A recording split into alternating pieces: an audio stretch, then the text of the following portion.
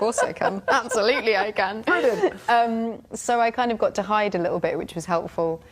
And I had a couple of brain hemorrhages, and that kind of, you know, you gain a lot of perspective, and it puts your head in a different place when dealing with the kind of juggernaut of being on a successful show. I got obviously reel back a little bit there because you just threw in. I had a couple of brain hemorrhages. I tend to do that. But that, I mean, what happened to you was awful. I mean, you had 2 brain hemorrhages, didn't you? Yeah. Which are effectively strokes. It's a stroke, and you had one, and then you had one 2 years later. What was that? 2011, 2011 and 2013. And did you just collapse? I mean, what happened? Just the most excruciating pain. Huge vomiting, trying to regain consciousness, trying to stay. I kept asking myself all these questions. I hilariously kept saying lines from the show in my head because I knew, for some reason, I must have watched it on Tomorrow's World at some point in my life, that if you're throwing up and you have a headache, then that's not good for your brain. And you were so young to have that. Yeah. So I was, what, 22? 23, 22? But it was incredibly helpful having Game of Thrones to sweep me up and give me that, like, purpose.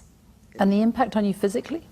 The amount of my brain that is no longer usable, it's remarkable that I am able to speak, sometimes articulately, and live my life completely normally with absolutely no repercussions. I am in the really, really, really small minority of people that can survive that. Because you never know. I mean, talking to you would never know. And you've seen a scan of your brain, haven't you? Yeah, and there's quite a bit missing. Literally, really? Yeah, which always makes me laugh. Yes, yeah. Because strokes, basically, as soon as any part of your brain doesn't get blood for a second, it's gone. And so the blood finds a different route to get around. But then whatever bit it's missing is therefore gone. It just kind of shows how little of our brains we actually use. How do you just keep going with that knowledge? I mean, do you just stop thinking about it? I can do a 2.5-hour play every single night and not forget a line. And I always had a good memory because it is the only thing. It is the only skill as an actor. That's all you have to do. You just have to remember some lines.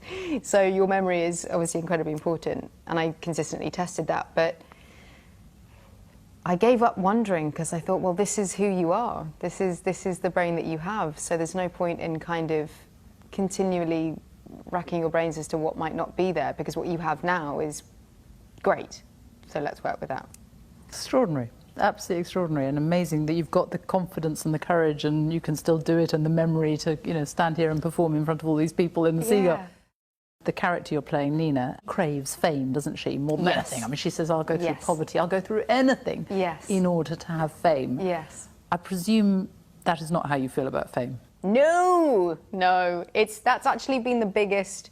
It's fascinating getting to explore this character within that kind of mentality of what is it that brings people to think that fame is going to make everything better. It looks just sort of so enticing. How could someone not want to experience that for themselves?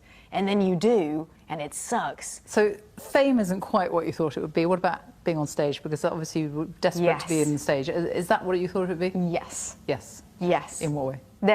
It's the greatest feeling in the world. It's so magical, and it's different every single night, and it's just this rush that I can't get enough of. And why did you choose this role? Because this is your West End debut, isn't it? I mean, you could have done, you know, with the Game of Thrones behind you, you could have really done all kinds of things, couldn't you? You could have done the big sort of extravaganzas, you could have done but it's a small theatre, it's a very intimate production, and it's a very stripped back set. Why this role?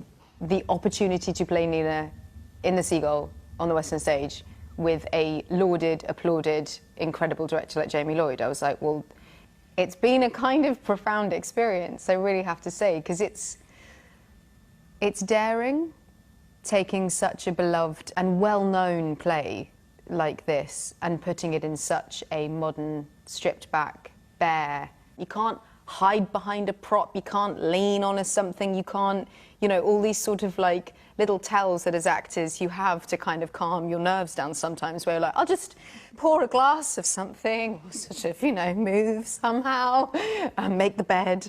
You don't have those opportunities to lean on, so you literally just have to just stand there and give the audience everything that you can to serve the story that we're trying to tell. And that's tricky, but it's why you do theatre. It's so exciting. And what a place to do it. Well, Exactly. very good luck with it. Thank you Thank so you very much. much for talking to us. Thank you, thanks. The lovely Emilia.